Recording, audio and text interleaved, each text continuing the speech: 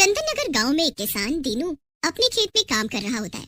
तभी उसे पास वाले गन्ने के खेत में से कुछ डरावनी आवाजें सुनाई देती हैं। दीनू आवाजों की ओर खींचा चला जाता है। दीनू गन्ने के खेत में चला जाता है। जैसे ही दीनू गन्ने के खेत में घुसता है, वे डरावनी आवाजें आनी बंद हो जाती हैं। अरे ये क्या हुआ? ये आवाजें तो आनी बंद हो गई। कहीं ये कोई भूत तो नहीं? थोड़ी देर बाद खेत में से एक डंडा निकलता है जिसमें दीनू की खोपड़ी टंगी होती है।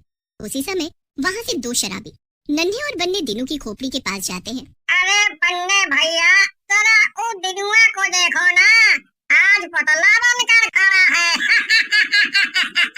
ये दीनू भी ना पैसे के लिए कुछ भी कर लेगा। सही कह रहे हो नन्हे भैया, लेकिन एक बात बताओ, इसका घर कहाँ गया? कहीं बेच कर तो नहीं खा गया है? नन्हे खोपड़ी देखकर बेहोश हो जाता है। अरे मुझे तो चक्कर आ रहे हैं, ये तो दीनू की खोपड़ी है, बचाओ!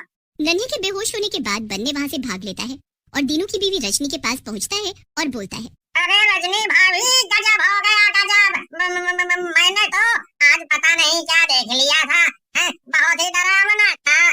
बन्ने की बात सुनकर रजनी को गुस्सा आ जाता है और वो बोलती है, एक तो बन्ने भैया तुम ना दारू पीकर मत आया करो हमारे यहाँ, बिल्कुल सुअर जैसे लगते हो दारू पीने के बाद, और आपके मुंह से भी गटर जैसी बदबू आती है।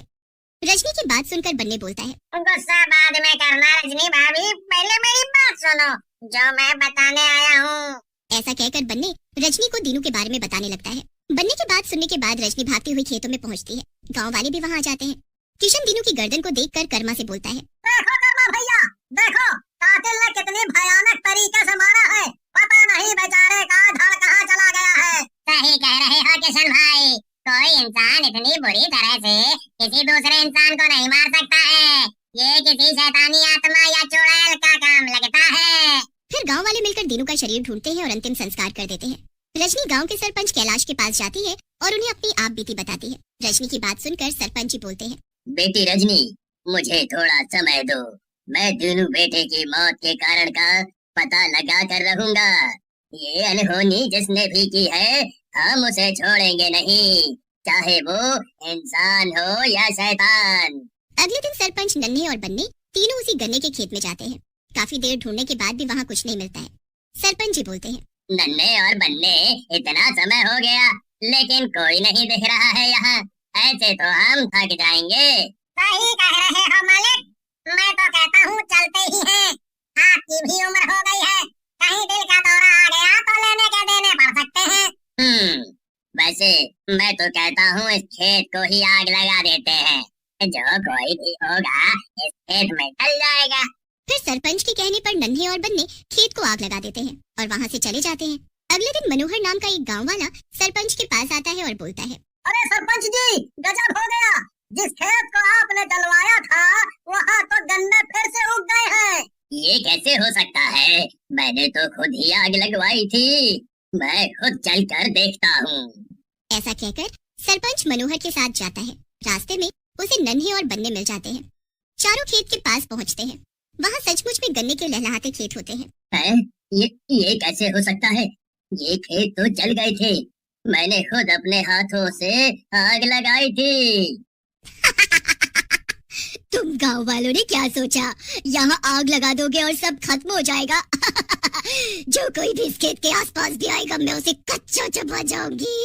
चुड़ैल की आवाज सुनकर ही चारों वहाँ से भाग खड़े होते हैं। सरपंच जो उम्र में सबसे बड़े थे वही सबसे तेज भागने लगता है।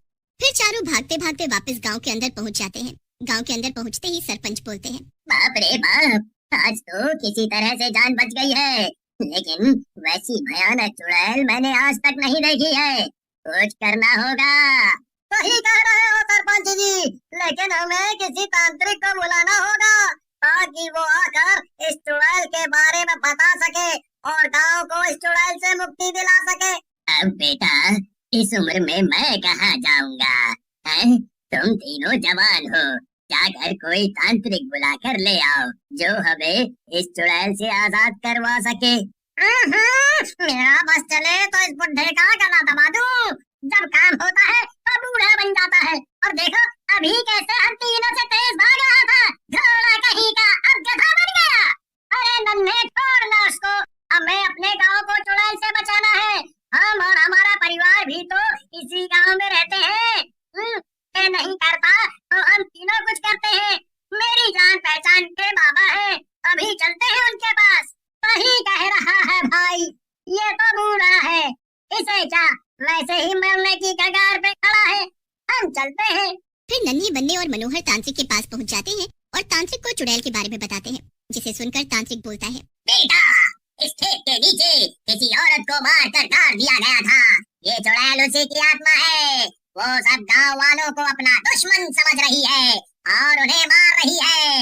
लेकिन बाबा, कोई चुड़ैल पूरे गांव को अपना दुश्मन कैसे बना सकती है? ये तो बात कुछ समझ नहीं आ रही है। सही कह रहे हो मनोहर, पूरा गांव उसका दुश्मन नहीं है, लेकिन इन्हीं गांव वालों में से किसी ने उसको मारा था, इसीलिए वो सारे गांव वालों को ही मार डालना चाहती है। तो बाबा, हम लोगों को क्या करना चाहिए?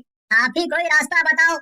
तुम तीनों को सब गांव वालों को बुलाना चाहिए, उसके बाद मैं बताऊंगा क्या करना है। फिर मनोहर सरपंच के पास जाते हैं और उन्हें बाबा के साथ हुई बातों को बताता है, जिसे सुनकर सरपंच बोलते हैं, क्या सच में ऐसा करने से हम उस चुड़ैल के श्राप से मुक्त हो जाएंगे? हैं? अगर ऐसा हुआ तो मजा ही आ जाएगा। फिर सरपंच सब गांव वालों को अगले दिन तांत्रिक बाबा के पास पहुंचने को बोलते हैं। पूरा गांव तांत्रिक के पास पहुंच जाता है। सरपंच जी बोलते हैं, बाबा, सब लोग आ गए हैं, अब बस आप उस चुड़ैल से गांव वालों को मुक्ति दिलाएं। नहीं सरपंच जी, अभी सब लोग यहाँ नहीं आए हैं। तुम्हारे गांव का कल्लू सुनार नहीं आया है। फिर सरपंच जी के कहने पर गांव के कुछ लोग कल्लू सुनार को पकड़ कर ले आते हैं। कल्लू जैसे ही वहाँ से जाने लगता है, चारों तरफ अंधेरा छा जाता है और जोर से बिजली कड़कती है और वहाँ चुड़ैल आ जाती है। कहाँ जा रहा है कल्लू? तेरी वजह से ही मैं मरी हूँ। बहुत मुश्किल से पकड़ में आए हैं। मैं तुझे यहाँ से नहीं जाने दूंगी। तू तो गया। ऐसा कहकर चुड़ैल कल्लू को गर्दन से पकड़ती है। कल्लू चिल्लाता हुआ बोलता है, अरे अरे अरे अरे अरे अरे अरे अरे मर गया रे! अरे मुझे बचा लो गांव वालों! हाय हाय हाय! ये चुड़ैल मार डालेगी मुझे! हाय हाय! कोई नहीं बचा सकता तुझे कल्लू। तूने अपने ब्याज के पैसों के लालच में एक औरत को मार डाला। गाँव वालों, अब तुम सब लोगों को डरने की जरूरत नहीं है। मुझे अपना दुश्मन मिल गया है। मैं इसे लेकर जा रही हूँ। इसे भी मैं तिल तिल करके मारूंगी। इतनी आसान मौत नहीं दूंगी। ऐसा बोलकर चुड़ैल कल्लू को लेकर वहाँ से चली जाती है।